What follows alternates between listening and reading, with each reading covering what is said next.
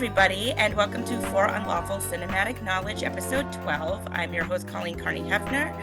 You probably know me by now, so I'm not going to introduce myself. I am very happy to have Kate Hagen with me today. Kate is a writer and producer living in Los Angeles. Her work has appeared in Playboy, Letterboxd, Vinegar Syndrome, and beyond. She has been working for The Blacklist since 2013. She began her time there as a reader and is now an SVP. Thank you so much for being here today, Kate. I'm so stoked to be here. Thanks for having me, Colleen. Today, we are going to be talking about the 1994 preteen to teen movie Camp Nowhere. Before we get into the interesting info about this movie, what is your history with this movie? Because you chose this movie when I gave you a list of movies to choose from. Yeah, I mean, I'm a child of the 90s. I was definitely in the pocket for movies like this when I was growing up. I watched this movie many, many times as a child on the Disney Channel. We'll talk more about this, but I love this era of like kid anarchy movies, and like kid fantasy movies of just wish fulfillment. And I hadn't seen it in like 25 years until rewatching it quite literally this morning for this podcast. And it was really nice to revisit it as an adult and find many charms still remained. It's so fun, and I'm sad because we'll get to it in a second, but it has such like a poor reception. And I'm like, why? It's a kid's movie. Like, you Yeah. don't have to. This is not like Casablanca. You do not have to rate it as such. Um, I went to see this when I was growing up in Massachusetts. My family's right from the New Hampshire border, and we had a cinema called the Salem Tri Cinema, and it was three theaters, and much like the Los Feliz 3 here, and it was like the second rands or whatever. So like right before they left the theater, they went to the Salem Tri and you got to see them for like $5 or whatever. And my father would drop my brother and I off during the summer to the theater to waste time until he got out of work. He'd come back on his lunch break, drop us off, and then pick us up after. And I believe I did see this with my brother. I saw many movies with my brother there. He doesn't really remember this one that much, but he's like, it does sound familiar, so probably. This movie came out in 1994. It's an hour and 35 minutes long. It was released on August 26th, 94, which means I was going into eighth grade when this came out. It's directed by Jonathan Pryce, written by Andrew Kurtzman and Elliot Wald, and it's starring, and I'm going to go off the Wikipedia because this is the longest cast I've ever seen on a Wikipedia. I'm not going to read all of them. I'm just going to give the hits, but it just goes on and on. It's crazy. Notably, Jessica Alba's first movie, though she does not say like one word in the whole movie. Sure She's doesn't. just there. Jonathan Jackson is our main character, Mud, Christopher Lloyd, Andrew Keegan, who I personally love, Marnette Patterson, Melody Kay, Wendy McKenna. People might know her as the cute nun from Sister Act 1 and 2. Very cute. Thomas F. Wilson, M. Emmett Walsh in a very crazy role. Allison Mack, probably the less we say about that, the better. And notably, for a split second, Burgess Meredith, which I was like, I think in my head, Meredith. I think in my head he really died during Rocky 3. So I'm like, he was still alive in 94, but Well, he was doing this in like the Grumpy Old Men movies. But that's yeah, right. we'll talk more about him and M. Emmett Walsh. But I guess the children craved M. Emmett Walsh and Burgess Meredith in their Hollywood pictures. Also have Jonathan Frakes, Peter Ornerod. There's a lot of cute like character actors in here, so it's very very fun. It was produced by Hollywood Pictures and distributed by Buena Vista Pictures. Hard for me to say for some reason. This has a Rotten Tomato score of 17%. That's outrageous. I Yeah. mean, we'll talk more about this as we get into it, but we're in such a sad moment for live action children's movies. The idea that a movie like this can't even clear 50%. How far we have strayed from God's light. Right. Cinema score of B, so that's kind of nice. Yeah. It was released on VHS in June of 95, DVD in August of 2003, and I have a very distinct memory of being very drunk on Chinese food drinks and stumbling into a place called Bull Moose Music in Salem, New Hampshire, and being like, "Can you get me Camp Nowhere?" And the guy was like, but he did, and I still have it. Mill Creek Mill Creek distributed it on Blu-ray in 2011, and Kino Lorber released it on DVD Blu-ray in 2018. So it is out there, and I believe I mean I have a copy of it, but I believe you can watch it on Disney Plus as well. So Yeah. Sorry to disappoint my physical media appreciators, but that is where I watched it this morning. And it does surprise you. You're like, wow, our definition of a Disney movie has changed radically in 30 radically. years. So, so yeah, I mean, let's talk about the movie. We could just jump right in. There's not too much to say about like, there's nothing very interesting about the distribution or anything like that. So this is a kid's movie. I almost watched it with my daughter. She's 7. Then I was like, it's a little maybe I don't want to explain too much. So Mhm. I was like, maybe I'll wait a couple years. I'm pretty liberal with what she watches, but I was like, eh. Plus, I was taking notes, so I didn't want to bore her with pausing it every few seconds. Okay, so we begin with a presentation for Camp Micro Chippewa, which is very funny to me. Yeah. Uh, it's on the TV at Mud's house. His parents are watching it. They want to send him to computer camp. He is a dork, and and his dad is like the Ned Flanders looking guy you've ever seen in your life. And they're like, look, it looks great. There's so much Diet Cherry Coke in this movie. It's crazy. Everyone's drinking Diet Cherry Coke in every scene. I have one right now that I'm also drinking. Um, they are trying to convince him that this will be a good place for him to spend the summer. He looks at the camera and says, I'm in hell. He doesn't want to go. I was hoping that it kept going because I kind of didn't remember. They do not talk to the camera again in this movie, which made me a little sad. But yeah, that's how we begin the movie. Summer camp is on the horizon. We cut from there to school, where he's talking to his friend Walter, who is like also kind of a dork, and he's like, "That camp sounds great." We get into the bully situation where the bully Zach is brandishing like a rubber like knife. You kids remember Basic Instinct, right? Yeah. You know, the ice pick is funny. Yeah.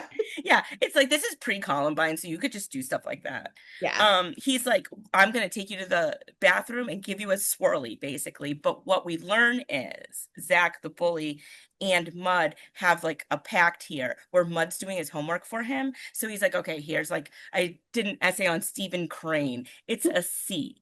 And he's like, okay, great. Make the next one a B plus though.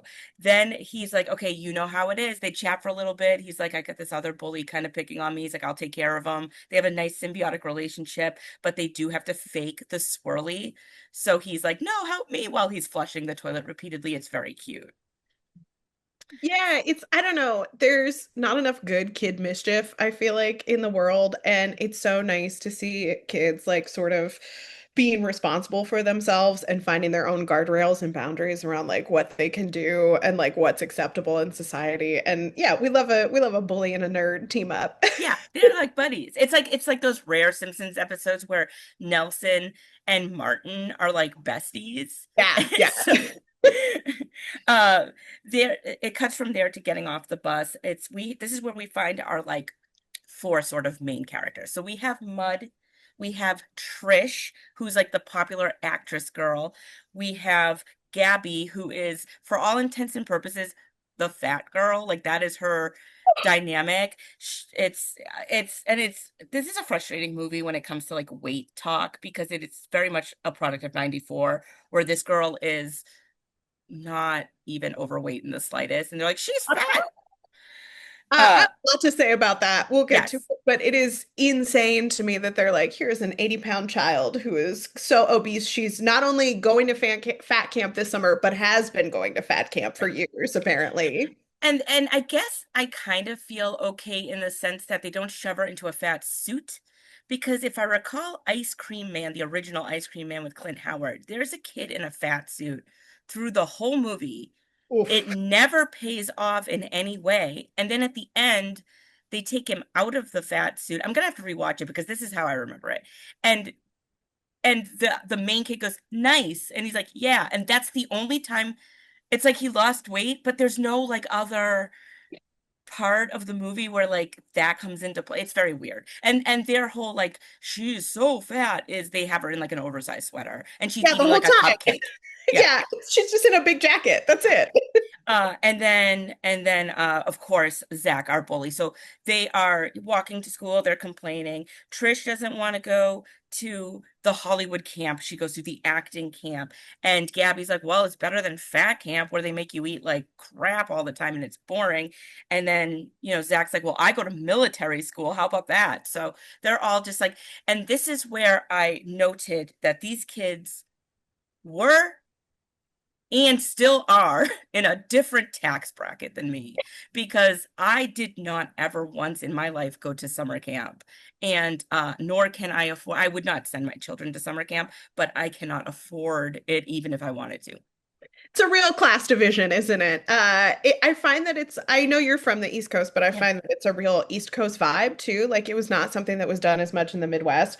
I went to like our municipal day camp, but that was literally $40 for 10 days. right, Like that's what right. we could afford. But yeah, the idea of like, oh, I have 5 grand to send my child to military school camp, a different world. Yeah, it's a different world, and it's also like there's not one poor kid in this movie. So you would think like the military kid would also be like the poor kid for some reason. Like the poor kids are always acting out in these types of movies. No, all these kids are rich as shit.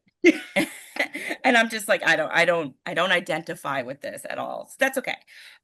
From here we go to the mall with the Ned Flanders dad and Mud.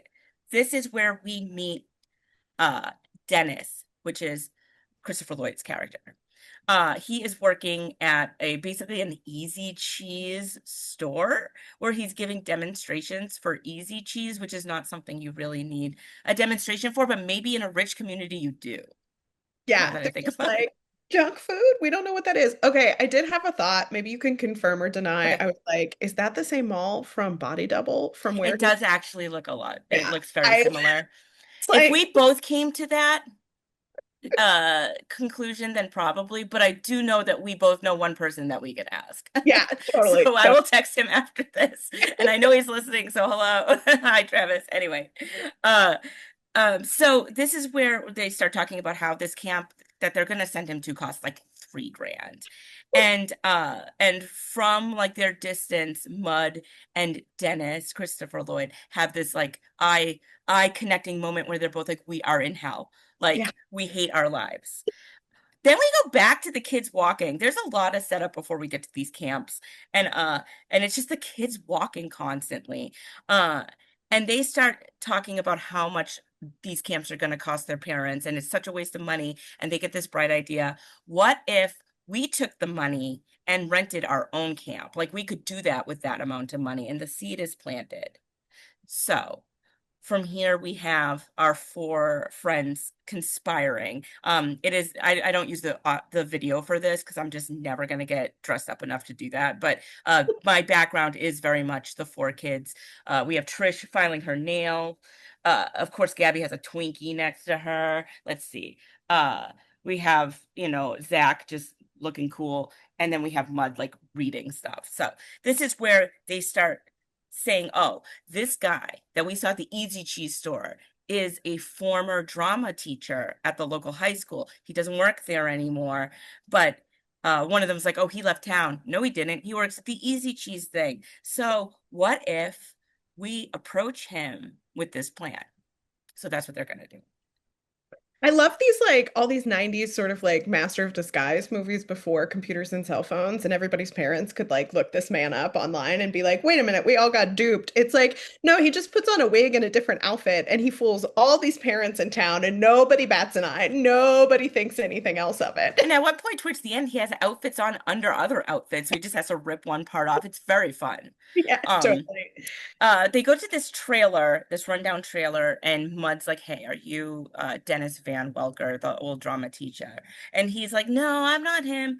But then he sees a car pulling up and he's like, oh my God, and he pulls Mud in. And and this is where we meet T.R. Polk. And T.R. Polk is a debt collector looking for Dennis because he owes on this ancient gremlin and he owes from like 1978 or something like that. I didn't write it down, but it's like been 30 years he's been Yeah. dodging these people. You kids loved M. Emmett Walsh in Blood Simple. What if we just did a kid-friendly version of that character in this fine motion picture Camp Nowhere? And it's so funny. His whole thing is he's like, I'm retiring and I have a perfect record of acquiring these debts and you know, fulfilling them or whatever. And I'm not retiring until I find this dentist guy. But as he's pulled Mud in, Dennis is like, give me these teeth. And they're like yokel teeth, basically. And he's like, oh, I bought this trailer from that guy. And he's talking with this like deep South accent. And there's like obviously a shed where the car has been stashed and Emmett Walsh is like, let me get in there. And Mud comes out and he's like, Pa, the nuclear reactor, which is just like a crazy thing to say.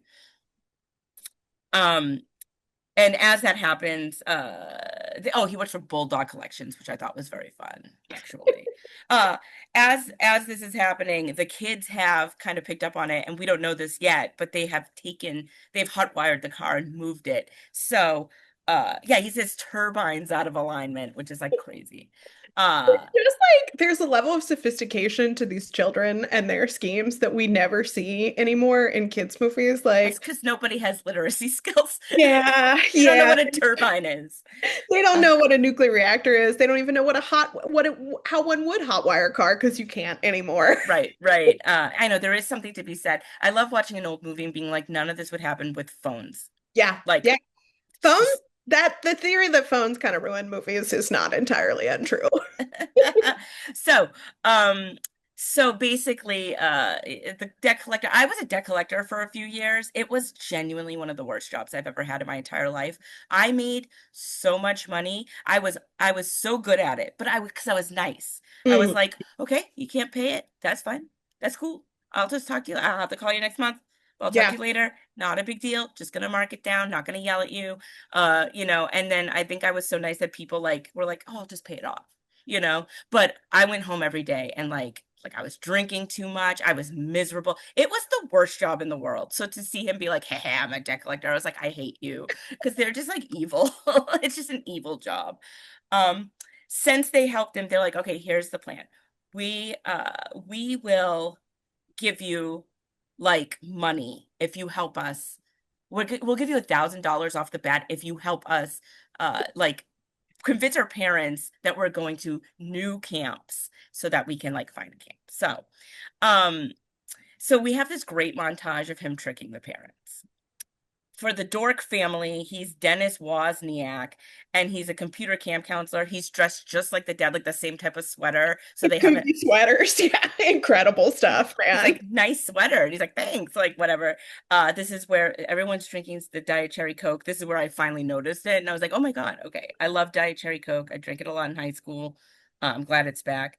And then for the acting gal, he's Grotowski. He's like an Eastern European, like he's in like a beret and he's like, oh, like, you know, really convincing them that this is like star material stuff.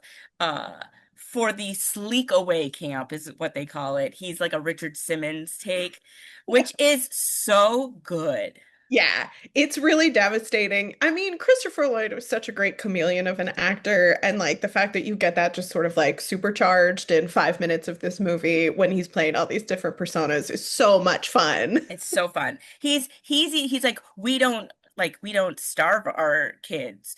And they're eating chocolate cake, and his cake and Gabby's cake are regular cakes, but then he makes the mom's cake with like liver paste. So they're like, it's so good. And she's like, oh, excuse me. It's so fun. And then for Zach, he's like Lieutenant Savage, and he's like, you know, the dad's like, oh, he goes to this military camp, and he's like, oh, he goes with Lieutenant Weepy. That's what we called him in Vietnam, just a nickname. So funny. If you remember Vietnam along with Basic Instinct and Right, Blood right. Simple, there's a lot of allusions to Vietnam in this movie that There I really certainly did is. not clock as a child. Yeah. No, there is. It's so fun. So so here we get the information that instead of a 6 week camp, it is an 8 week camp, which is the entirety of their summer, basically. And there's no parent day, for various reasons. We take it so strict. Parents, you can't have parents checking in on their kids. We need to teach them independence and you know, fortitude and stuff. So this is how they're gonna get away with not seeing their parents during the entire process. There's a great bit with the military thing where the phone rings and Zach's like, "You answer it, stupid." And the dad's like, "What the fuck?" And this is a character actor, Peter Honorati, and he pops up in so many movies, and it's just Yeah. fun to see him as the dad. He's very fun. Um, and then Dennis acts tough. He's like, "You pick up the phone, you little twerp," or whatever. And he's like, "Yes, sir." And it's so he's like, "Oh, results right away. Of course, I'm gonna hand over the Yeah. cash." Yeah. No problem. I'm just gonna trust this stranger that has waltzed into my home with this great plan for my children. It's the It's not, 90s. you Yeah. can't look it up on Yelp. So you're Yeah. just gonna, Yeah. it's so funny. Okay, from here we go to Fila's Miracle Spa. I think it is Fila's, I think. This is a rundown old camp. It's very much like the Spawn Ranch. Like that's what I was thinking. And of course, as we learn through the movie, Christopher Lloyd's character is like an ex-hippie who definitely was just like doing drugs and fucking everybody throughout the 60s. So this is very much on par with like the Summer of Love and whatever. It's run down. This is where we get Burgess Meredith. For And like one scene. It's so fun though. What a nice stunt casting. I guess they were like many kids will have seen at least a Rocky yeah, movie and they will know who that guy is. having grown up in a very rocky household, to the point where my father proposed to my mother by quoting Rocky 2, Oh, which she hadn't seen and then later saw and was like, "Hey, Uh, they're still together, so it worked. But I knew who he was. I was like, oh, I remember being in the theater and being like, oh, that's Meg. Like, guy. Yeah. she's fun.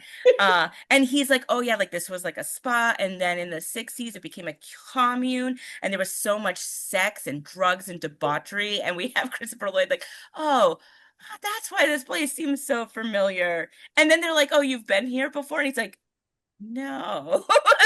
But it's clear he has. It's so fun. Um, and that's where we also learn that they're near an Air Force base. And at 5:15, the jets go over. They do a flyover like practice, which shakes the entire place and which will come in handy later. And I love this bit where he's like, you get used to it and then you miss it when it doesn't happen. There's like a through line of a lot of political awareness in a lot of these children's films. Like later on, there's a joke about peace in the Middle East in a highlights magazine. But again, just this level of like sophistication and intellect for kids that is like, even if you don't get this, we're still going to present it to you. And maybe you'll ask an adult what that meant afterwards. And we're going to trust you to figure it out. I Like, will say that this movie is how I knew who Winston Churchill was. This movie taught me who Winston Churchill was. And anytime I hear a clip of him talking, I think about this movie yeah, 30 yeah, years later, 32 years later or whatever. Okay, so now they're like, how are we going to get to the camp? It's all going to work out, but how are we going to get there? And they're like, oh, we could like rent a limo, we could take a bus. And this is where Walter shows up and he's like, I know what you're doing because I know that that camp does not exist. How yeah. he knows that? He probably had some proto internet. Um, All and forums. Yeah. yeah, and he's like, "Well, I want in," and they're like, "Okay, but you can't tell anyone." And he's like, "Well, I did tell this one gal because I heard she skinny dips," and they're like, "Okay, but like, don't tell anyone else." And we have this great shot of like a crowd of kids showing up because, of course, that gal has told everybody, and they all want in, which to me makes sense because it legitimizes the whole thing. Like, oh, we're Yeah. all going to this camp, right? So, they take a bus. They do dodge the leaving of the like, oh, I'm going to camp, which to me would raise a lot of questions. Yeah, just like, bye, you're all Yeah. getting on a Greyhound.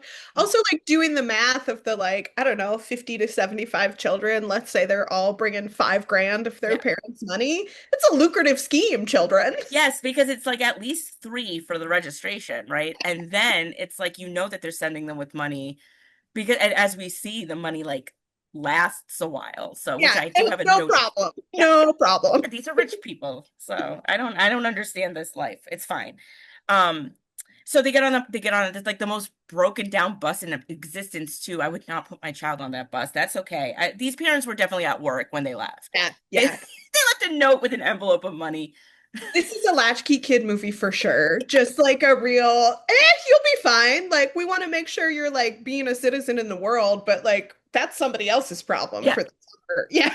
I do like this too because when they pull up to the camp, of course the camp's super run down, and at first you think they're gonna be like really like ew, but instead they're like this place fucking rules, which I think is great because that's how I'd feel about it. I'm not super. I am like somebody who needs a bed and a tub or at least a shower, but I'm also like kind of like if I go to a motel, like the scuzzier it is, like it's kind of a little better. So I'd be like, yay. Yeah. It's And it's a fine line between scuzz and I'm not an outdoors girly. That's like a different level. I'm like if it's yeah, an outdoors. Also this time, I don't know why I had not seen the Camp Krusty episode of The Simpsons before I'd seen this movie as a child. I've now seen Camp Krusty of 40 course. times. And I'm like, oh, I wonder if that is what led these screenwriters to be like, what if we just turn that into a full-length feature? Oh my God, maybe. I wonder. I didn't even think of that. Yeah, yeah. If you guys have never seen that episode of The Simpsons, Krusty the Clown makes a summer camp for all of the children, and they all go, and it turns into this just like survival tactic. Things do not go well at Camp Krusty, but it's one of the great Simpsons episodes for sure. It's got that great bit where, like, cause the kids are away, like Homer's super fit and like his Yeah. hair is growing back, and then like when they're like, "Oh, it's been like it's like under siege, and here's the leader," he's like, "Please don't be the boy." And then when it shows Bart, like he like instantly gains 50 pounds and his hair falls back out. It's like- And Marge are doing yoga, like yeah, yeah, yeah. that's the one with the Homer Cleese cares not for beans, which is like the erotic adventures of Hercules. I love that episode. So there's a great montage where they clean up the place. Like they get all the old furniture out, they paint it. It's like not like nice painting, but it's like peace signs and Camp Nowhere, and they're just having a good time. Dennis, Montages in movies, guys. mhm. Everybody likes a process. It's Yeah. nice to see people do a process. This movie has a few montages. It Like sure we've does. already had the montage of the different camps. Now we have this montage, and there's like at least two more. Yeah, yeah. Dennis states that he's going to go kind of down across to the lake and he's going to be staying at a cabin. So he's not with them, but he's not far from them either. And he's like, see you in 8 weeks. Okay. Um, the cabins are looking cool. Like it has everybody unpacking. There's like nudie mags, stuff like that. So, uh, and we see the lake house for a bit. They have the sign that says Camp Nowhere. It's very fun. Um, so Zach has this moment where he's like, I'm gonna tell everybody everything. I'm gonna tell everybody, listen up. But then he's like, okay, Mud, you do it. And Mud has the three rules. Letters once a week. That way no one gets suspicious. Anyone sees you in town, pretend you don't speak English. There's never a payoff to that, and that kind of disappoints me. Yeah. And then have you seen Taco Bell? Which is just really funny. Oh, and then he's like, oh yeah, and the planes go by and everyone's like, and he's like, oh yeah, there's that too. So there's a great scene where it looks like they're trying to start a fire. And then what we realize is that they're just trying to set up the TV. Beverly Hills 90210 is on the screen. And Trish says, if I don't see Dylan, I die. There's a bunch of great nods to 90s culture. There's another moment when they're like, we're going to go watch Beavis and Butthead. And that's all the stuff that it's just like, I don't know. Parents are not letting their kids have any fun and any freedom now. Like, it's okay to watch Beavis and Butthead. Yeah. They'll be fine. We're I, I all fine. I think I said this on another episode, so forgive me. I tend to overlap in my topics because I do have two children, so a lot of my life revolves around my 22-year-old and my 7-year-old. So, but my 22-year-old, I did raise very like go outside, do stuff. He's always been very adventurous with that kind of stuff, but also pop culturally Beavis and Butthead, horror movies, stuff. So I took him and his friends to see the back rooms. Like they just all wanted to go. I'm like, I'll go with you guys. Whatever. I paid for them. It was fun. But they were like, what's Masters of the Universe? And my son was like, what? And I was like, you guys don't know He-Man? And they were like, no, Yeah. what is that? And I was like, your parents failed you. He knows what He-Man is. Like, so. It is interesting that I don't know, like we knew who Charlie Chaplin was as a kid, Mhm. and now you're like Beavis and Butthead to a 20-year-old, and they're like, "What?" Yeah, Well, even like Faces of Death, I had him watch Faces of Death with me, and then I paused. I'm like, "Do you know what Faces of Death is?"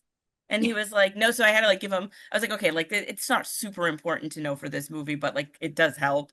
yeah, But it's just so funny because like yeah, like I do think he has a good handle on the stuff I grew up with the way I had a handle on the stuff my parents grew up with. So I'm Oh, trying, but I think for the most part, kids just don't have that. yeah. Yeah, So it's such an interesting generational shift. they can't flip through the TV, so they can't just like land on like Night of the Hunter and like watch it. Like, what's this?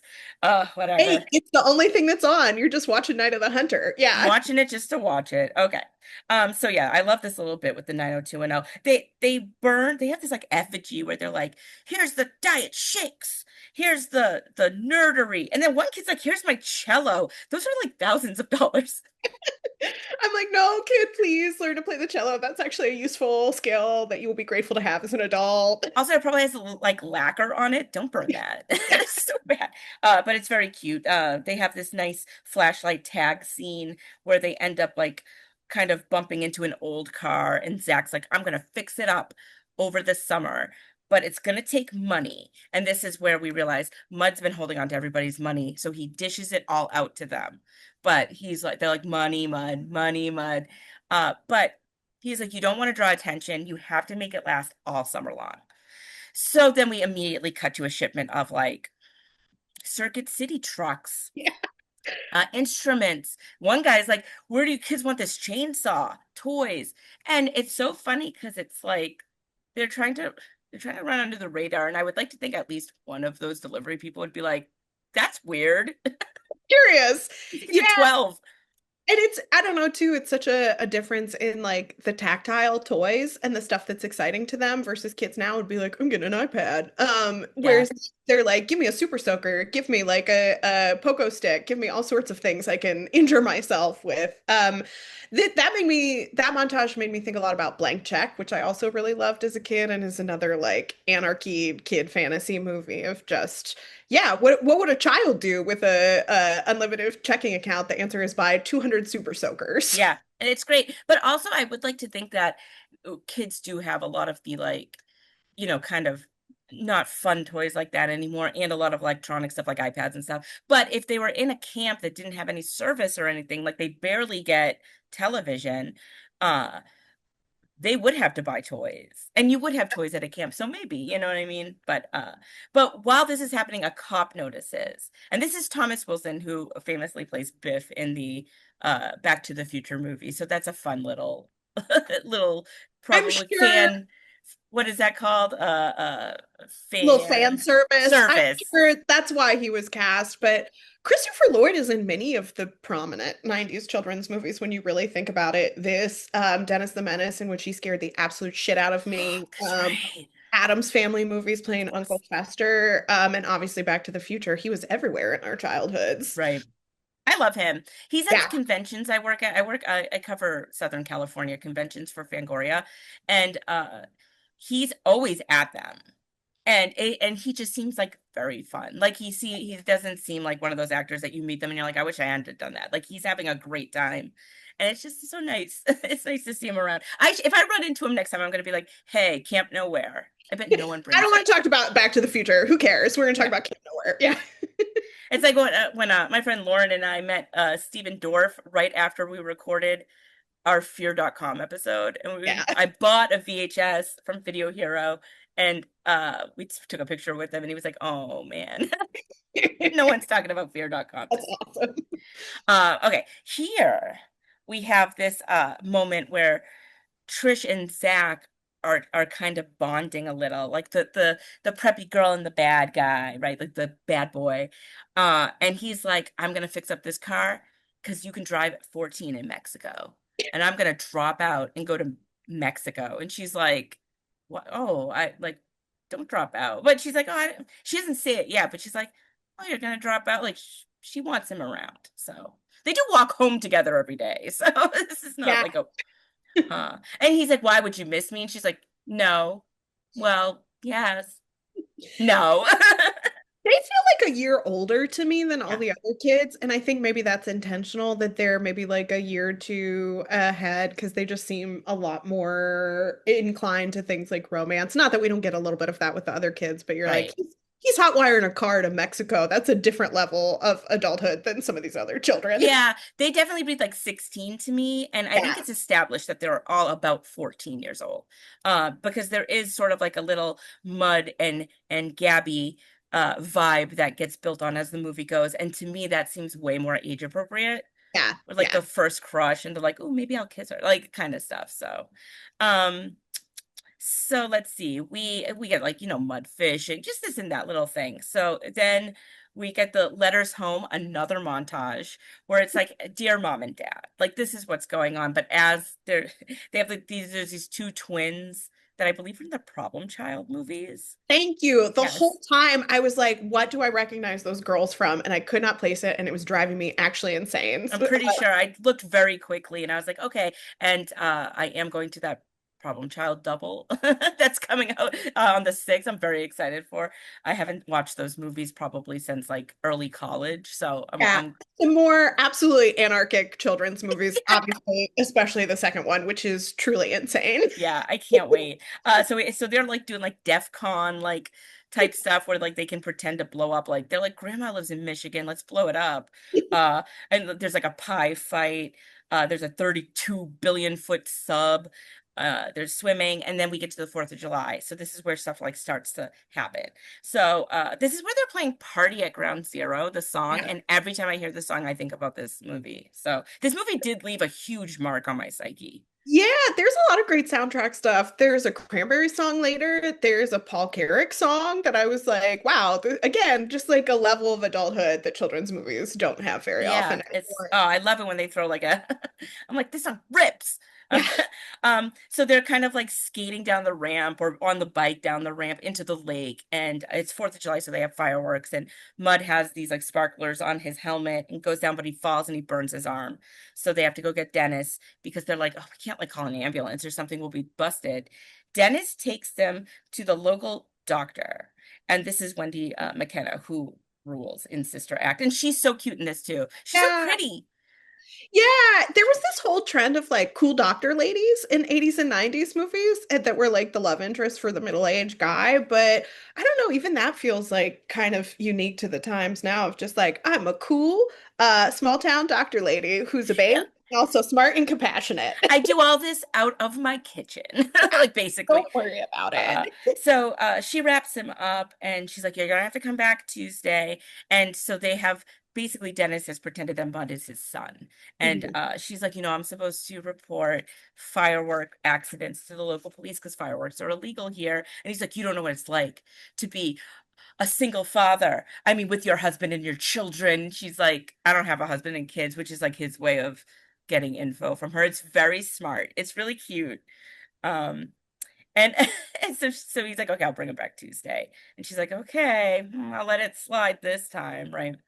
I love this bit because he's like, here's your meds, which like I don't think they're probably painkillers. It's probably antibiotics or something. But he's like, take 4 every hour, and he's like, that's 1 every 4 hours, Dennis. And he's like, it wouldn't be the first time that got me in trouble. Yeah, I had that same thought too. I was like, does she just send this child home with just like a Vicodin prescription? But it Here's has some to be antibiotics. here's some OxyContin. Have fun. It does remind me, speaking of my brother, of he broke his arm when he might have been in 8th grade. I think I was a senior in high school, so I think he was in 8th grade, playing basketball, like on his basketball team. And they sent him home with like liquid codeine or something. Like it was a liquid painkiller. It was in our fridge. And they were like, yeah, just like, if he's in pain, take it. But they didn't give my parents like the actual instructions. So like 2 days later, they were like, can we get some more of that? And the doctor was like, how much are you giving him? And they were like, you said when it hurts. And they were like, okay, we can give you more. This was, of course, the 90s where you could get more easily. Yeah, And they were like, don't give it to him like that. You're like drugging your child. a different time, a It was a different different time. world. I have said it before. I have a chronic back issue, so I am prescribed painkillers, and it is a hassle that I hate every single month Yeah. just to prove that I am in pain and that I'm not like selling them or like taking 40 at once. Yeah, yeah. My dad has a similar shuffle back in Ohio, and it's infuriating. It's Please just infuriating. yeah, I'm an adult. Let me just sign something, and if I die, it's not your problem. yeah. It's fine. Don't worry about it. Anyway, this is where we get the Beavis. He's like, "You want to come in? We're gonna watch Beavis and Butthead." Uh, I do wish we had gotten a clip of them watching it though. Yeah, I had that thought, and I was like, this isn't an MTV film, but like, if MTV films had existed like 2 or 3 years later, this could have been like a harder edged MTV, like a little more adult, and then you could have had all the great MTV product placement. They're like watching Liquid Television, and Yeah. Oh my God, I love it. Um, and so it's so funny too, because like Dennis gets a little judgy about Beavis and Butthead. He's like, back in the 60s when we said we wanted to change society, maybe we should have been a little bit more specific. All right, shots fired. You live in a trailer and you've been dodging not that there's anything wrong with living in a trailer, but he lives like in a bizarre way and have been dodging a car repo man for 30 years. So let's put a hold on the judgment a little. yeah, Um so this is where the cop comes and he's like, "Hey, I need to talk like I'd like to talk to you about like we have reports of fireworks, kids, paint on like people's lawns, stuff like that. Have you seen anything?" This is where he pretends to be Flurm, the owner of the resort. And he's like, "Oh, Mud, like go inside and clean up and make some coffee for the officer." And so Mud has to get the kids like out of there. Um, they end up hiding up in the eaves, which I think is always fun. yeah, yeah. Always, Classic wacky shenanigans. yeah, always opens it up to like something's gonna fall, something's gonna happen. Um, and as the cop is questioning Mud and Dennis, like one of them up there drops a donut, so like Mud has to catch and pretend he was always eating the donut, and he's like, "Oh, I don't run around because I have asthma," and Dennis is like, "I have eczema really bad, and the flakes are every." They're just like really grossing out the cop, so he's Yeah. like, "You know what? Never mind." If it had enough, he's a small town local cop, Biff, and he has had it for Yeah, today. he's like the only cop in town, Yeah, probably. Um, from here we cut to a storm, and this is where the kids have realized they are bored. Uh, also, grow up. This is like one storm in 6 weeks, and you're like that bored already. So they're like, "Oh, we could go back home." The kid with the cello has gotten a guitar and is suddenly talking like one of the Rolling Stones. Like he's put on like an affected English accent. It's very silly. there's a bunch of great stuff like that. Like the first time we meet Andrew Keegan, he's wearing just like a straight grown man's leather jacket to school, and you're like, okay, sure, don't worry about it. Yeah, he's like whatever. And they're like, like home has MTV and home has Baywatch, and this is so boring. So Mud's like, we'll figure it out. He goes over to Dennis. He's like, "Can you help?" This is where Dennis is listening to like Winston Churchill records and explains who Churchill was, and it comes back later in a very, very cool way. He's also like sorting jelly beans under like a microscope, well, not a microscope, but like a miniaturist's magnifying glass. And he's like, "Are you busy?" He's like, "Do I look busy?" What are we doing, guys? Is that Jelly Belly product placement? I was wondering, I was like, did Diet Cherry Coke get product placement? Did It Super Soap must have. get product Yeah. placement? Like, there's enough of it in this movie that you're like, I think somebody paid for Yeah. that. Yeah. Diet Cherry Coke absolutely Yeah. was paid to be in this movie. And most likely, yes, with the toys and stuff. Um, this is just a complete aside, but the mid-century modern table that he is doing this on is the best looking thing. I'm like, I need this so bad. It's so beautiful. It's like atomic shaped and it's like tiled with like Yeah. mother of pearl tile. It's great. So from here, he's like, "I need you to help. I need you to help entertain these kids." So they have this like cool another montage, mud Olympics. They're playing like all this crazy stuff in the mud, and they put on this beautiful. This is such a touching scene.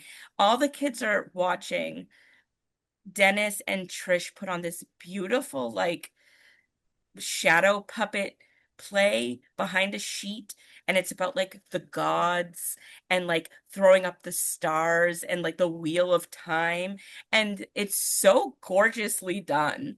Yeah. Someone had to make those puppets. Yeah, and it looks really great. I don't know. This is the stuff that bums me out about like the childhoods that kids have access to now. Not saying that kids can't do that, but there was something about I'm so fucking bored. I will literally do anything and I don't just have an electronic to entertain me. Yeah. And a lot of times it would lead you to doing stuff like that was like really out of the box creative because you're like, let's just see what happens. It's so nice too, because this bit ends with like Dennis and Trish's shadow behind the thing, and she's like, "This was really great."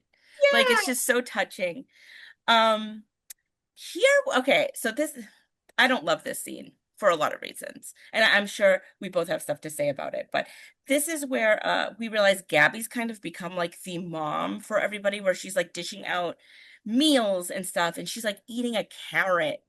And Yeah. he's like, "What happened to like your cupcakes and stuff?" And she's like, "Ah, like I got kind of bored with that." So she's like eating healthier. And this is where they've taken her sweater off, and we can see that she is a completely average sized person. Like, It's really uh, absurd, man. And it's so interesting. This movie obviously is kind of a sister movie with heavyweights, which does the complete opposite when it comes to body conversations.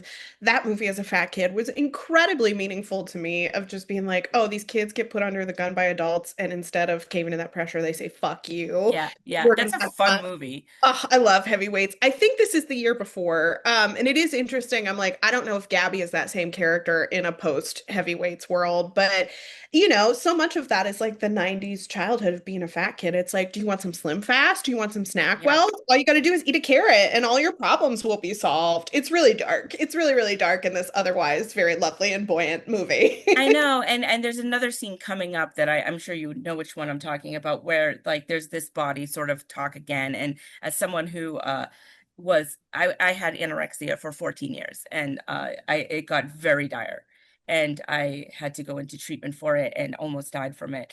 I'm always very sensitive to these types of things because it's just like I just don't like any sort of body chat, especially around, I mean, boys too, but like especially around girls. I'm the Yeah. mother of a 7-year-old daughter who has to always check herself to like make sure. But I remember not that long ago there being a tweet. I know you're largely off Twitter, but there was a tweet, and it was like the 90s just didn't have like this obsession with bodies. And people were like, Yeah. "How old are you?" And the person was like, "Oh, I was born in 97."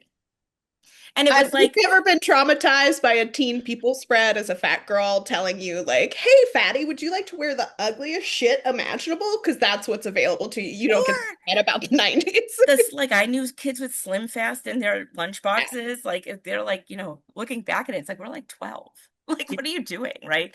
But then also like just the insane talk about like people's bodies. Like I watched Love Actually a few years ago with my son, and he was like horrified by this whole thing where it's like this girl's so fat, and he was like, and I was like, that's the way it was in the 90s. If you did not weigh 74 pounds, you were fat and you were crucified for it. It was 100%. awful. Yeah. And like, treating like Renee Zellweger and Bridget Jones as like the fattest, ugliest person. And just like, She's guys, like, she's 125 yeah, pounds. yeah, I was just gonna say she's so fat. She's like she's 125 pounds. Like that is how fat she is. Like, What? Oh but my God, it's so dire, and it's not getting any better. And it was for a little bit and now it's not. And it's it's really dark out here. We don't have to live like this, guys. no, we I'm don't. confident though we'll come out of this moment again and just be like, hey, you know what's great? Like natural bodies and Yeah, boobs and butts just the and way you are. yeah. Oh my God. I always like lament. I'm like, I love eating. Yeah. And and I was like, the years I did not eat and spent my Yeah. entire life like just obsessed and consumed with like, and I'm just like, man, I could have been eating that whole time. I Well, could have it's eaten so so many other tough. things. Because, Oh, like, show me a woman alive who hasn't had some issues with body yeah. or Mm, eating. It's like, and then to indoctrinate kids with this, I don't know. Gabby yeah. needed a different camp to go They to. could have done, they could have still done the fat camp stuff, but they could have definitely had a better payoff with it, much Yeah. like a heavyweights thing. But Yeah. but that's, I guess, a story for the heavyweights episode that I will someday do probably. So here Dr. Celeste starts asking some questions because Mud has to go back for like, go back on Tuesday to check it out and stuff. And she's like, something's up here. Uh, but here is also where Zach gets caught trying to buy beer. And Yeah. it's so funny because he's like, like his ID, like if you do the math, it's supposed to be like he's supposed to be like 31 and he's like I'm 21. And then the person at the counter who's been in a ton of stuff too, like I recognize that actor, and I can't think of anything else he was in right now, but he was in like everything in the 90s. He's like it's like 94, so you would be 31. And Trish is like no, it must be 1984 if he's 21. But just like an insane thing to say. Yeah. And No, just also, they don't play her as stupid that much in this movie. So, like, like a ditzy sort of blonde stereotype. So, like, to have that come out of her mouth is very funny. yeah, and like the idea of like children trying to buy beer in a Disney movie now absolutely would not happen. Right. You know what tripped me out is the cashier says, "You're not 19." And I'm like, guys, Yes. the legal drinking age was already 21 at this point. Like, where are they that they're like, no, it's still 19? No, what Yeah. is it? I think I can't, and if I had had more time, I would have gone down this rabbit hole because I wrote that down to gotta be 19 with a bunch of question marks I looked because at it was like 1988 or something is when 21 became the legal. So like they're well outside when it was enacted. Like, yeah, it's an odd little bit, and I don't really understand where it came from, but that's okay.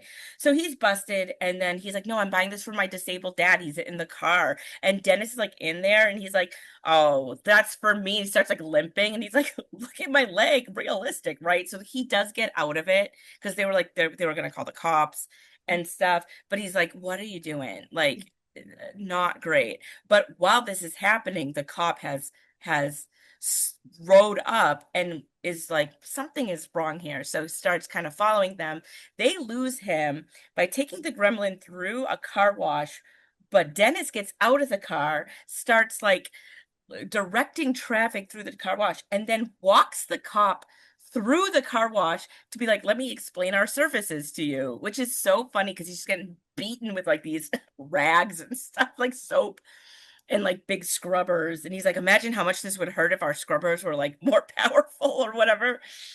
all these 90s comedies with these just like wacky shenanigans montages that like they don't always work. Some of them are really stupid, but like I don't know, man. A little dumb comedic bit never hurt anybody, Yeah, guys. it's really fun. It's really fun. We cut back to the camp where it's like time to write letters home, and this is where everyone has like it's gone off the rails. So, one kid's like, "Oh, I had pizza," and they're like, "You're supposed to be at fat camp. You can't have pizza at fat camp," and they like make fun of him for a while. And Mud's like, "No one is paying attention to me." Like he's turning into his parents basically. He says something like he doesn't say straighten out and fly right, but he basically like says that, and then they're all like, "Ew," and he's like, "I'm turning into my parents." He and Gabby have this talk where they're like, we're the geeks, right? We're the responsible ones. We're the downers. No one thinks we're cool. No one thinks we're hot. So we're gonna go to school. We're gonna become ex geeks and be cool, and then we can date each other. But we can only date ex geeks. So not really each other, but like people like us. That's how they like get around it because it's clear that they like each other. It's really cute. Yeah, and that's a nice scene. I do wish it was not like he is fumbling and he's a teenage boy, so it's fine. But he's basically like, well, when you're older and not fat anymore, then I can date you. It's like, once again, she weighs 95 pounds. What are we Yes. doing? Yeah. Like, Yeah, it's like when you're older and not fat anymore, and I don't like computers as much. It's like those are two radically different things. guys, come on. So, Come on. while this is happening, TR Polk, the collections guy, has broken into the trailer and realizes, okay, this guy was definitely the guy I was looking for. He sees that he works at the cheese place, so he goes to the cheese place, and it's this amazing scene where he's asking about like the cheese.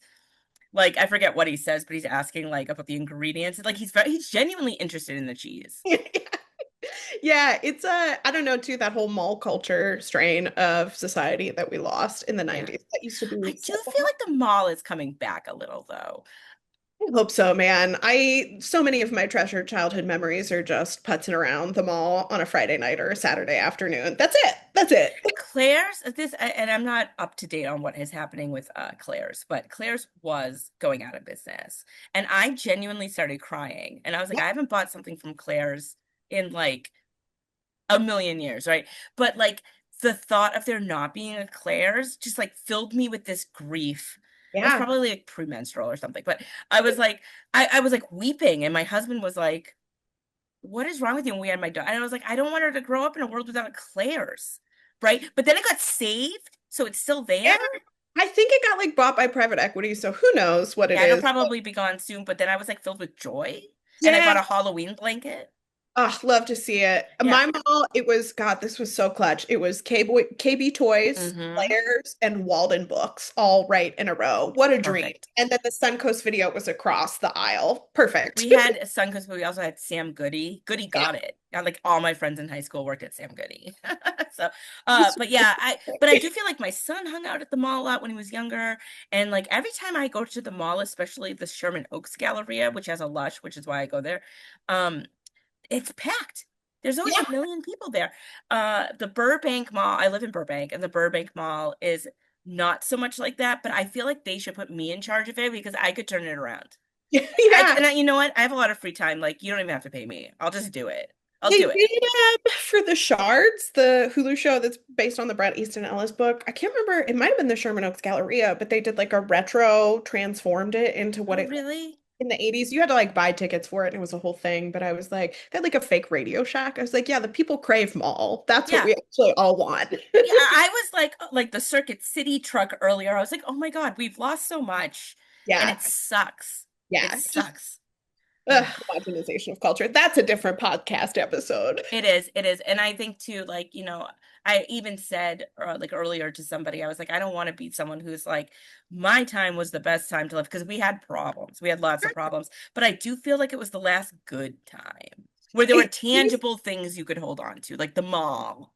and even if it was an illusion, the illusion of like hope and Yeah. prosperity and joy, like at least those seemed attainable. Where now you're like, oh no, there's the illusion is gone. Those things are maybe not attainable anymore. Yeah, it's rough. It's rough. Um, so from there, it's so funny because from there, so he's at this cheese place and he sees a postcard from Dennis who is on vacation and he flips it over and if you look, it's like, hey, cheese friends, I miss you all so much. Like he has a genuine connection with his coworkers at the cheese place at the Yeah. mall. It He can is play some. so funny. He sent them I was like, the idea of him writing out a postcard, and it's a picture of himself. So he took it, Yep. turned it into a postcard, wrote it out, like was thinking of them. It's like the implications there are hilarious to me. Yeah. When Mad Men was ending, John Hamm got asked like what he missed the most from the Mad Men 1960s America, and he was like, the speed at which information moved. Can we just make information move a little bit slower? I think Yeah, we'd be a lot happier. I was like, God, that's so I real. think so too. I don't need to know everything right away. Yeah, yeah. Ugh. So he's like, okay, I know where he is now, so he's obviously gonna go. Um, we have this nice little bit with Dennis and Mud where they're talking about comic books, and he's like, my dad doesn't let me read them because he thinks I'm too smart to read them. And Dennis is like, just because you're smart doesn't mean you can't act stupid sometimes. You're a kid and you're supposed to make mistakes and learn from them. And again, I do think as a society we lose a lot where we don't let our kids make mistakes. Um, 1000%. yeah. Yeah. Yeah. Uh, so of course he's there because the doctor's coming over for dinner and Mud has to pretend to be his son and they start bickering like almost like a dad and a son would. It's very, very cute. Uh, it has this bit where obviously they both don't like know what the other's thinking. Um, so the doctor's like, hey, like, does Mud have a good relationship with his grandparents? And he's like, he was close to my dad, but my dad died. And then she's like, Mud, do you miss your grandpa? And he's like, he's gonna take me fishing next summer. It'll be fine. And he's like, I haven't told him yet, but he said it was years ago. No problem. No She's like, problem. that's not healthy. And he's like, I know, just a little more time. All those like, I don't know, all those just like kind of farce dynamics of characters not knowing the same information. We totally lost that in Yeah, American comedies. It was such a prevalent element of so many 90s movies. that's so good. It's kind of cute too, because like Mud falls asleep and he's like, I'll bring him to his room, and I'm gonna come back to this because it's he carries him like a dad would a kid, but I'm gonna talk about that again in a little bit because it doesn't make much sense, but I'll get to that. We have this scene where Zach is in like the little shop area where the car is with Alice and Mac. Uh, and she's got a stuffed animal. She doesn't have really like any lines in this, except for this one little part. And he's like, "Are you sick? Are you upset?" And it turns out she's a little homesick. And he's like, he tries to cheer her up. She definitely reads like way younger than their age. She reads to me like she's 10.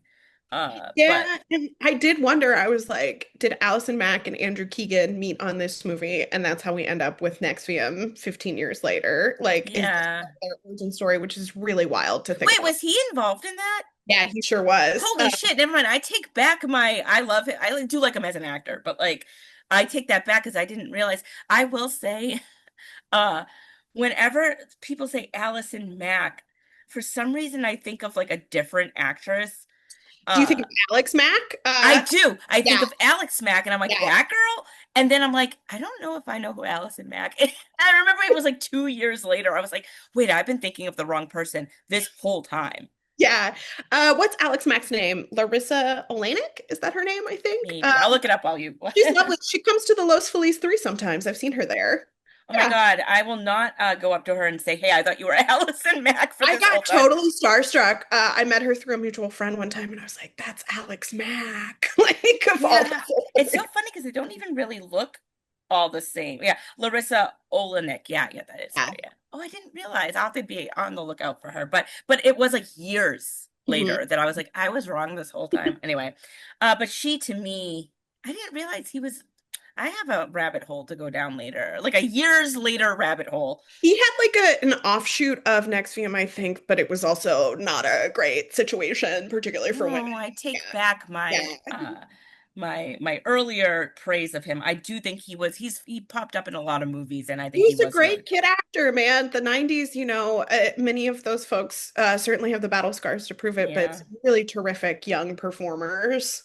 So to me, she definitely reads younger here, but then again, like I was a huge wuss who never slept over at people's houses because I hated being away from my family. So maybe she was just like me.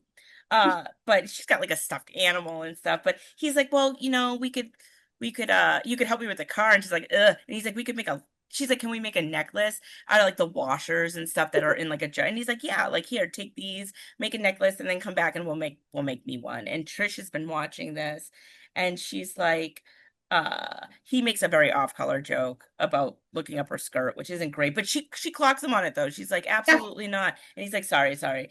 And then she's like, like, I don't want you to drop out. And he's like, well, you're so popular. Like, what do you care? And she's like, I don't think you're really like all that bad after all. And they share a kiss and it's very cute. So Not to be all Simpsons, but it is very similar to the Simpsons episode where Lisa is like, maybe I have a crush on Nelson yeah. Muntz.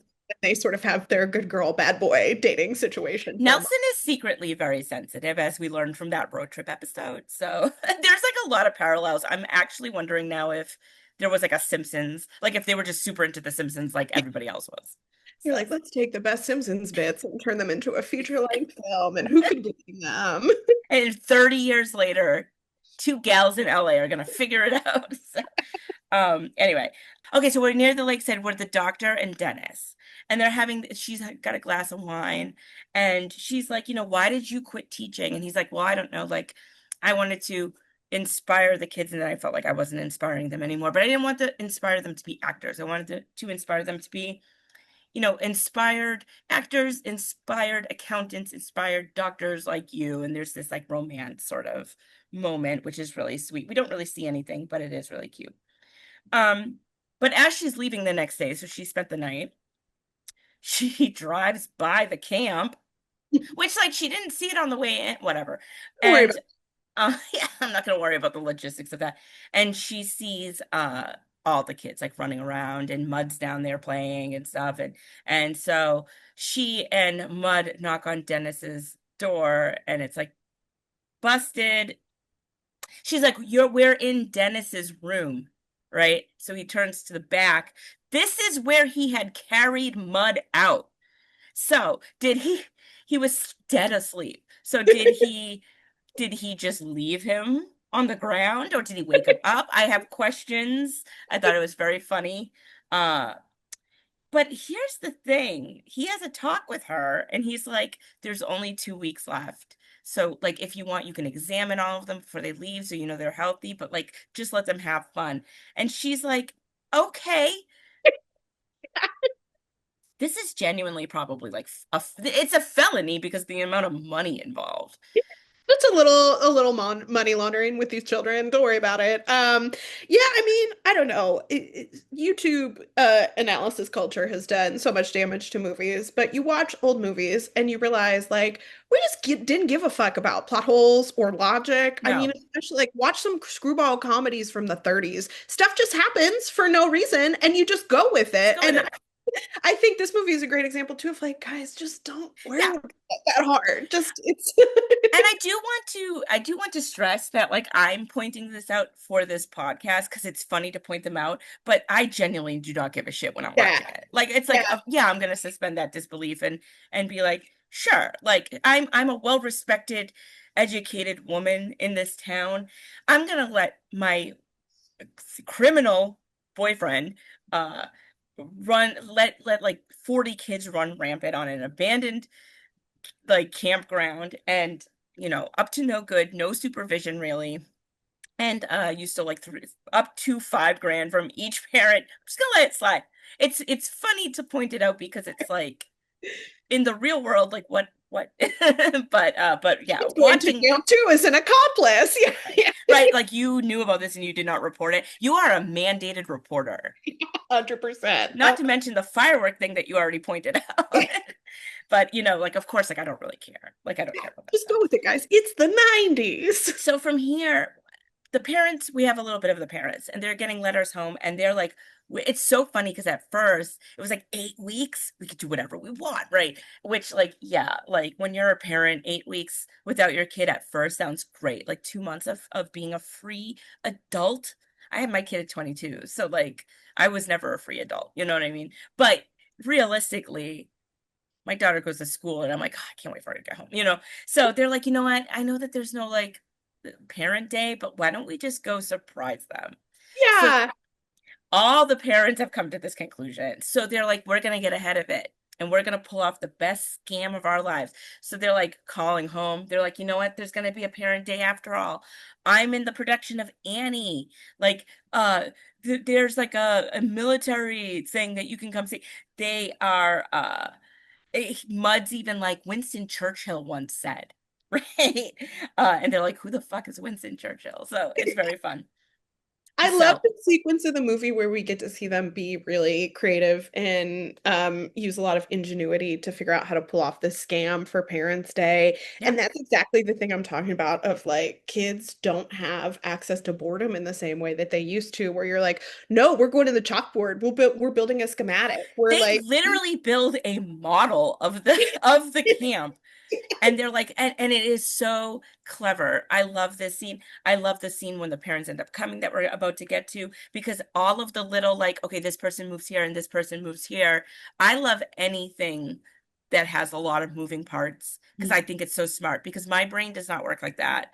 If I had to set up this thing, I'd be like, we're just gonna come clean. Like, I don't want to do any of that. So there's, of course, they have to clean up the camp. There's a great montage of them painting the camp nicely, and it looks so wonderful. Fresh coat of paint on the cabins, all the stuff is cleaned up, and it looks really nice. They're calling to invite them. The parents start arriving. So this is how it works. For the army camp, the dad pulls up and he's like, we're in a simulation right now. Go, go, go. They're crawling. There's like a row of dice set off like a bunch of like little poppers that like so there's like a thing of flour flinging at them, and he's like literally in a hole, and they mhm. leave him there, and they're like he's good for a few hours. So he's like right in it. For the acting camp, uh the parents come up. Of course, they're like, you came here at the wrong time, not noon, 9. So it's like they're all coming in a staggered way. It's they're doing Streetcar Named Desire, and it's Tennessee for Tots, is what they call it. Yeah, so hard. And like, I don't know, again, back to this point of just like there was stuff like that in 90s kids material that it's like, you don't know who Tennessee Williams is, Yeah. but one day you will. And like, we're just gonna give you this breadcrumb for now. I love that there's that nod, and then they turn the sign for the like war simulation from just regular Saigon to Miss Saigon. Yeah, It's yeah, yeah, I love that. And they kids have love Miss Saigon. it's so good. And they're like Annie's down the path because she's supposed to be an Annie. I will say that the camp signs for when the parents come in, and it's like, the military camp. They have it on like they have it on this like rolling thing where they can like pull it so it changes into a different one. At one point, they have something, two slats come down and changes just a couple letters, so that it's very, very clever. It's Yeah. like really smart, and I like it very, very much. Um, so they're rushing down to the Annie is one of my favorite movies of all time. I was obsessed with it as a child. I burned Movie's so through funny. Yeah, I've so seen it good. hundreds of times. Yeah. And it's so good as an adult because like Yeah. you get the like, oh, everything's urgent to a Democrat. Like you get all these like little adult jokes that like you didn't when you're 5 and you're watching Annie. Uh so they're like, oh well, it already started, but you can watch from the wings. That way they can see there's not really any like anybody in the crowd or anything. They have like a recording of people cheering, and they're blind the parents with a light if they try to look, and they're singing Tomorrow.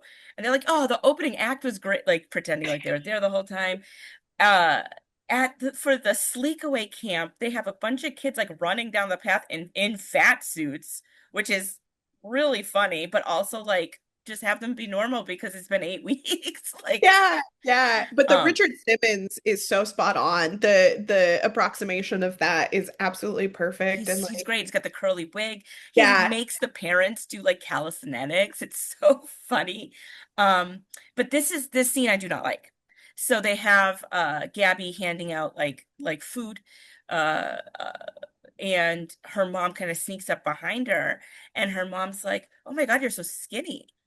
And she's like, "Oh, mom, like, blah, blah." And she's like, "Wait, what?" And they have this bonding moment where the mom is like, I missed you, which is nice because we do get the idea that Gabby and her mom have a kind of like a not great relationship, like maybe not estranged or anything, but like just, she doesn't see me for who I am or whatever. yeah, But to have her, so she's like, "Well, I missed you." And it's supposed to be this moment of like, oh, my mom cares about me. Like I was gone and she misses me. But it's wrapped in this like, oh, I care about you and want to hear what you have to say now that you weigh 84 pounds. And I yeah. don't like that at all. It's so depressing, and that's one of those things I certainly didn't clock as a child because it Yeah. was just normal. That's just, you're a fat person, you're a failure, you got to fix it, and that's your only option. And now you're just like, what a toxic thing to tell this poor little girl Yeah. about her body, and you're And only valid. she's so excited to hear it too. Like she's like her Yeah. mom walks in and she like smiles to herself as she walks in, like, "Oh, I'm finally bonding with my mom." And it's like I literally wrote hate this on this. Like I don't like this scene Yeah, at all. it's a bummer, man. And I got very lucky. I did not have one of those almond moms in the 90s, but I certainly have plenty of friends who did. And it's those kind of conversations of just like, oh no, drink the Slim Fast for your They lunch. haunt you. Yeah, You just yeah. remember every time someone acted like this to you. And Yeah. it's just like, like, oh, it's just not great. And it's like it would have been so much nicer to have something like, like you didn't have to come to this camp. Like I miss you. Like I want you home. Like let's spend next summer doing Yeah. stuff. Like who cares about this? Like if you're happy, I'm happy or whatever. But no, we get the you're practically svelte. This girl weighs like she could not weigh more than 90 pounds. It's Yeah. crazy. Or like, kind of the version of the like, fuck you, mom. Like I Yeah. lost weight because I'm happy and I was having Yeah. a good time with my friends. And that's Yeah. It was what I really needed here. Like that's what I needed my summer to be. But we weren't there yet. We're still yeah, not there. maybe like oh, I spent time with like a group of kids that I probably didn't spend time with otherwise, and sort of like just didn't really, because her whole personality is like cupcakes and Twinkies, like they make it Yeah. like it's a comfort for her or something. So maybe just like, oh, like I don't need like these sort of things because I'm just not thinking about them because I'm having a good time. Like that would have been kind of cool, but we don't get much growth there. And it is very much of its time, and I For don't sure. know if it would be like this now. But I've also banned Wicked from my house, so I don't know. What do I know? I do think I go the other way where I'm like, no, you're not watching that. Anyway, um, here our cop meets our debt collector, and they start talking to each other and realize they are both looking for data. Have you seen this man? Well, I'm looking for this man too. So things are about to fall apart for the kids. um, let's see. Oh, this is a great little bit. The sign, they have a rocket attached to the sign to push the new sign across, and it is stuck. And they're like, we have 15 seconds before nerd dad pulls up. So, and it's so funny too, because it keeps cutting. He's like, I told you that we would make it in 8.25 hours if we went like it's like just the nerdery never stops with this guy. I do kind of like that. And they're like, we're done for. They're gonna see the sign. I'm going to go on record. I would probably never look at the sign. I would never stop to read it. I would just Yeah, be like, there's a sign, that's it. we're here. Let's find our child. Yeah. Yeah. Uh, but one of the kids ends up swinging across and fixes the sign. It's like a moment of tension before kind of the climax. It's very fun. Um, so the computer center, this is very fun too. So this is the computer camp. They come in and they're like, oh, they're doing their coding, and they have that DEF CON simulator, and they've timed it, and they're like they're like doing all this stuff, and the dad's like, well, they, oh, like the Air Force base, oh well, they couldn't crack Pentagon codes, could they? And Christopher Lloyd's like, it's like, he's like, maybe. And they've, of course, they're like, okay, initiate attack or whatever, and that's when the jets go over, so that it very much seems like they've hacked into this military base, and the parents are a little like, that's cool, but also it's So many fun. child hackers in the 80s and 90s. So many children learning computer skills and immediately going into NATO Yeah, plans. yeah, right. Such a through line. So that's a really, really fun little moment. Here, though, as they leave, Polk confronts them and is like, do you know this guy? And they're like, oh yeah, they're in here. They go into the cabin. The cabin's now empty because they're working fast.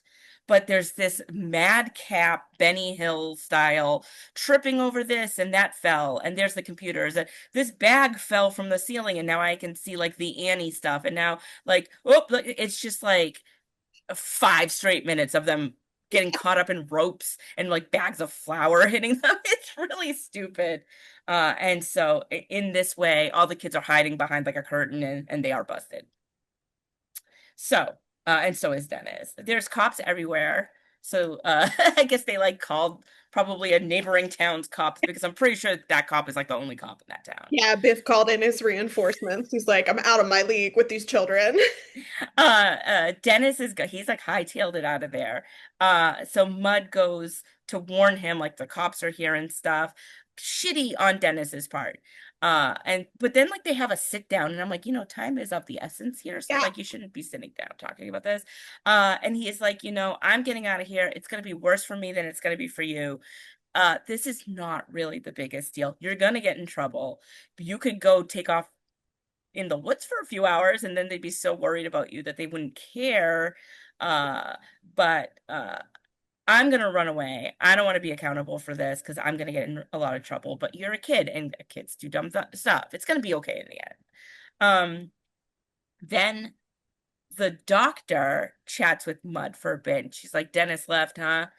He sucks. He can't take accountability. He can't take responsibility. But no, she was wrong, because Dennis turned himself in. So his little chat with Mud probably made him think, like, this life of goofiness is not for me anymore.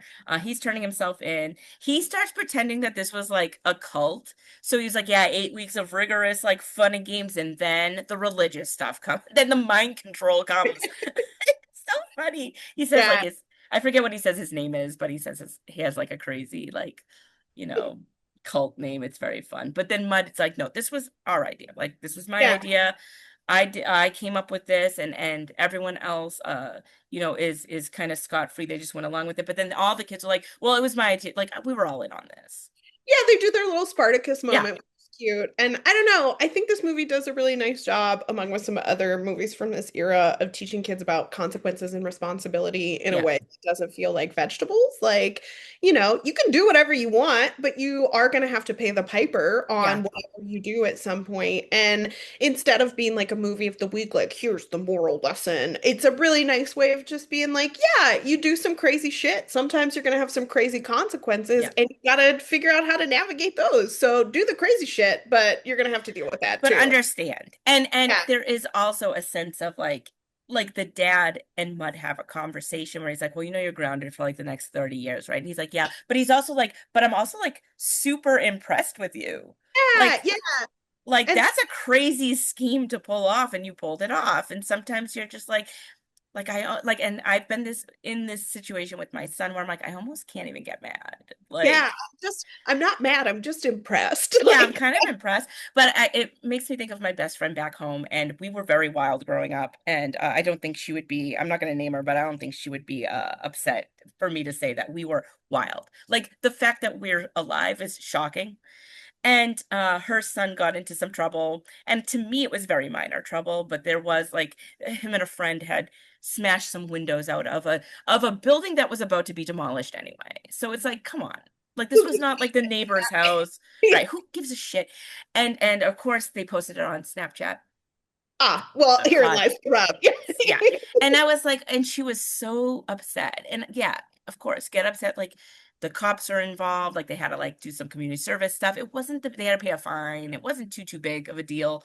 Like not any sort of permanent, like this kid's not scarred for life and will never have a good job because he did this. But she was so disappointed. And I was like,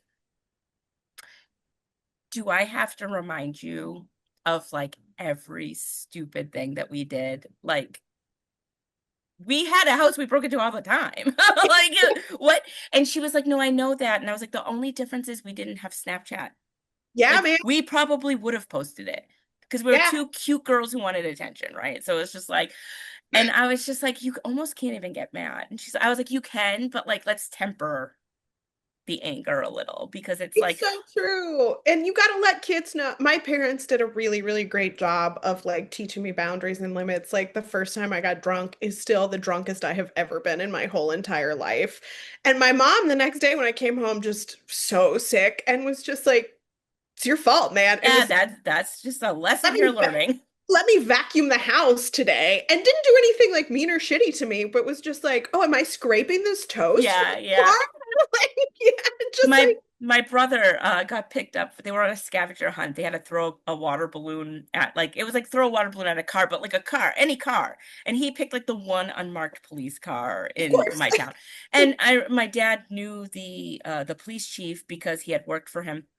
And he was like, "Why didn't you call me? Like I could have taken care of that." And he was like, "I didn't want you to take care of it. He did something wrong and he hopefully this will deter him." And my brother's a great kid. I mean, he was a great kid. He's a great adult.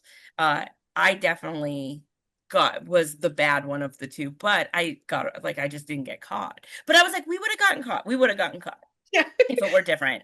So, like I do like this because like he lets him have a comic book and he's like flipping through it. And it's just a nice kind of like, I am impressed with you.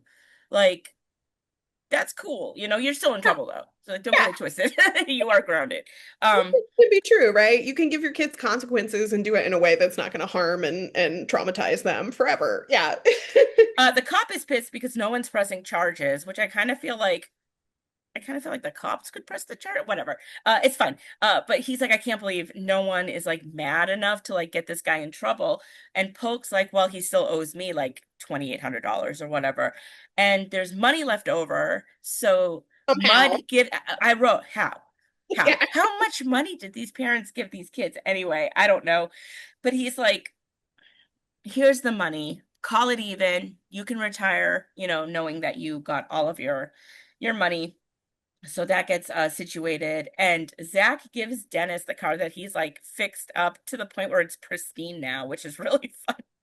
Uh, and of course the doctor's in there with them. And they're like, "We're gonna go," and Trish is like, "Oh, so you're not dropping out after all?" And Zach's like, "No, I gotta stick around and see like you shine like the most popular girl in school, getting her laurels." And she's like, and they start just making out. And then I love this too because it implies that the dad is still in that pit and doesn't know any of this is happening. Yeah, don't worry about We it. never see him again. He's still in that pit to this very day. Yeah, 30 years later. And she's like, Dad, can we drive Zach home? And he's like, sure. He's not impressed with him, but that's okay. Um, and then Dennis is leaving with the doctor, and Mud talks to them, and he's kind of like, oh, like, I'll be grounded till college, and college costs so much money. And he's like, hey, I'll call you, and now we'll figure something out for next summer. Some scheme, right? And Trish kisses Mud on the cheek goodbye. Gabby hits him on the shoulder and is like, "Oh, what about our pact?" And they end up kissing. It's very, very cute. They all say their goodbyes, and then it ends with Walter and Betty. And we didn't talk about this, but the whole reason he told Betty, the girl who told everyone else, is because he had heard that she skinny dips. Yeah, yeah. And the whole movie, it's sprinkled within that he's like, want to go to the lake? The lake's so warm now, blah, blah, blah. So we have this almost post-credit sequence. It's not quite, but where it's like a little coda where they're in the lake and she comes up to him and it looks like she doesn't have anything on. It's her shoulders. And she's like, hey, everyone's on the other side of the lake. So what do you say? Do you have the guts? And he's like, yeah, I have the guts. He takes off his swim shorts and hands them to her. And she's like, you sure do have the guts. And she walks out and she just has like a strapless. And she's like, you just don't have an extra pair of swim shorts. And he's like, Betty, Betty, Betty. And that's how it ends. The end. Bizarre ending to not end with any of the main kids. I think today it would just be a post-credit scene, but I Yeah, do like that the credits of the movie are just like a bunch of more wacky kid shenanigans in like a little like camcorder style that feels very true to that yeah. era. Yeah, which is a nice palate cleanser after a kind of weird final scene, Yeah, frankly. it's an odd scene. It is kind of a cute little wrap up of this, like, I just want to see this girl's boobs. And she's like, no. Oh, So no way. they also set her up to be like a gross out weirdo, but she is just kind of like a tough girl. Like it's a weird where like they're like, ew, I don't like her. Like she's got food stuck in her braces. So you expect a completely different type of character, but she's I just a got the impression with this watch, I'm like, oh, there's a bunch of cutscenes from yeah. this movie. A bunch of these kids had like different arcs that they're just like, boop, boop, boop, boop, that's what you got. Release the director's cut of Camp Nowhere. But We people could do are it. clamoring. We could do a commentary. Yeah, Yeah, 100%. we're probably the only people who have talked about this movie since Kino Lorber put it out. So like, so I did notice something funny too when I was looking this movie up. So this was a Hollywood picture, mhm. which was like the kind of edgier Disney imprint.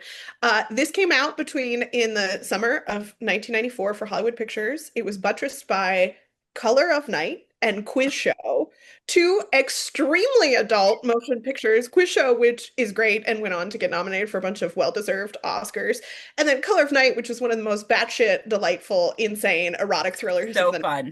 yeah. And you're like, Someone recently posted about Color of Night, and I was like, yeah, I can't see Red Hive rise up. And someone else was like, what? And I was like, oh, there's like a whole plot where Bruce Willis can't see the color red because of yeah, trauma. yeah, But you should watch it. It's great. incredible film, incredible film. What a funny Anyway, I love like the idea of like a higher up there with like a big like cork board, and it's like like the Saturday Night Live sort of like list, and he's just like, yeah, Camp Nowhere, right Color in of the Night. pocket. Yeah, What a weird sandwich that is. yeah, and they had some wild other 94 releases. Angie in the Army Now, the I puppet. love I love In the Army Now. Yeah, another 90s classic. And then they made all their money with The Santa Claus came out that Of year. Yeah, course. yeah. What was the one you said after In the Army Now? What did I say? The Puppet Masters, which I don't think is a Puppet Master sequel. I think is a different movie, but I would have Oh yeah, I don't know that. Yeah, I know the Puppet Master. Oh my original. God. Yeah, of course. But oh man, that's so funny though. What a fun time. But In the Army Now was another Salem Tribe movie for me. Like my Yeah. brother and I went to see that. So we got to see a lot of good movies at that theater, and I'm sad that it is not there anymore. And I'm sad we don't have like we have, of course, here in LA, like we are lucky to have so many repertory theaters, but we don't have those types of theaters that are like, this movie's been in the theaters for a long time now and it's about to go, so this is your last chance, and we only charge you like $10. Yeah, I was still here. What was that theater called? It was the Pacific Theater in North Hollywood that still had the Okay. Johnny Mnemonic pinball machine. And they were like the last second run theater in town. And it was great because you could just smoke weed in the parking lot and then go see a second run movie for $5. It's like my whole first year in Los Angeles. But yeah, similar, we had a mall movie theater that did all the kids' movies as like the super saver, and that was my dad and I's vibe. I have very vivid memories of going to see Casper and Rocket Man. They Oh my God. Yeah, I don't know. I went to Salem State in Salem, Mass, and we had in the Witch City Mall, which listeners familiar with Salem will know is like Bad Vibe Central. It's like really, you can get a shirt that says I survived the bathrooms at the Witch City Mall. But we had, it's now Salem Cinema, which is it's like really respectable now. That's where the Salem Horror Fest is out of and everything. But at the time it was the Dollar Theater. I'm sure it had a name, but we called it the Dollar Theater. And it was literally $1 for a ticket. Yeah. And then, they would make their money with snacks and stuff. And the amount of people I saw sneaking into that theater, and I was like, it is $1. Yeah. Like, I get it, but like, I'll pay you the dollar. Here's a Like, buck. yeah, I do think it's nice, like video, it's the micro cinema, they've kind of replicated that. They'll get things that are on like their, yeah. seventh or eighth week of release and put it in the micro cinema. But yeah, bring back the dollar movie theater. That was good for the people, along with the McDonald's dollar menu, Oh folks. my God, bring back the dollar. We are in a recession. Bring Ah, back the dollar stuff, please. this So, is my two childhood best friends and I, our constant conversation of what happened to America is we lost the dollar menu is what happened. yeah, yeah. And like, I was like, recession indicator, because like Popeyes is like, you can get all this food for like $12. And I'm like, I know $12 is still $12, but that's a lot of food. Yeah, We are in a man. recession. So anyway, Yay. so that's Camp Nowhere. It is very fun. I think it's a great one. I remember showing my son this movie when he was younger. It is, but that was probably the last time I watched it since then. So it's a great one. I think, like, if you have kids in the probably 10 to 15 age range, show it to them. Why not? It's great. Yeah, Um, I often feel like kids in that age zone get the most overlooked by culture, and I'm sure you're acutely aware of this yes. with kids and then having a kid that is like soon to enter that range. There's great stuff for little kids and there's great stuff for teenagers, but well, but that kind of tween of like testing the boundaries and sort of like how we had like Are You Afraid of the Dark and movies like this, it just doesn't really exist anymore, which is a Yeah. yeah. Yeah. So, I mean, yeah, I do think that there is a lack of that. I feel like they're well represented in literature, though. Like, there's a lot of middle grade stuff Yeah. that's really good for kids, especially in horror. But like, but yeah, I just think movies are just not aimed towards the tweens and the early teens. It's either like way too adultish or way too babyish. And you can like whatever you like. Like I still, I'm like, that's my Rainbow Bright doll, not yours. Don't get it twisted. But yeah, so Camp Nowhere, it's great. Yeah. Is there anything you want to promote or talk about before we hang up? I don't think so. I'm very easy to find online. At that Hagen girl, girl spelled like Riot Girl. My website is just my name, katehagen.co. Come see me at some Blacklist stuff. I'm around town and come say hi to rep screening. Colleen and I, before we jumped onto this, we're talking about how last time we saw each other was at a rep screening. So there you go. Yes, for White Palace, which is going to be on the playlist for me next month when Spader September happens. I'm watching all Spader movies for all of September, starting with the last day of August, where I watch Alien Hunter, because this is Alien August right now. So it's a nice little bridge between the two. Um, but yeah, Kate is a huge Spader fan, much like me, so we bond about that a lot in the TM. It's So funny. So I've seen like pretty much every Spader movie, but Alien Hunter is one of the five I have not seen. So please report back. I have it on DVD. I've just never watched I was it. gonna say you can borrow it. I have it on VHS and DVD, but that's okay if you have it. Yeah, I will report back. I'll talk to you on the first about it. So, Thank God. Thank other, God. otherwise, if you like this, this is always the thing I forget to do, but I'm trying to be better about it. If you like this podcast, subscribe, follow me on Instagram, on Bluesky for Unlawful Cinematic Knowledge. Email is fuckpodcast@proton.me. And yeah, I'm around. You know how to find me. It's not that hard. So, like, subscribe, leave a review if you want to. I guess that kind of, I don't know. I don't know what any of that stuff does because again, like I don't care if even 4 people listen to this. So, but thank you for listening. I had quite a few people come up to me after Dead Right Horror Trivia the other night, talking about this. So I do have people listening that I like didn't expect, and that's been very, very nice for me. Join me next week when I talk TerrorVision with Puppet Master Castle Freaks co-host Steve Guntli. Very, very fun. That will be rounding out our August slate, and we'll be going right into September after that. Otherwise, I've been Kolleen Carney Hoepfner. I'm Kate Hagen. Thank you so much. Bye.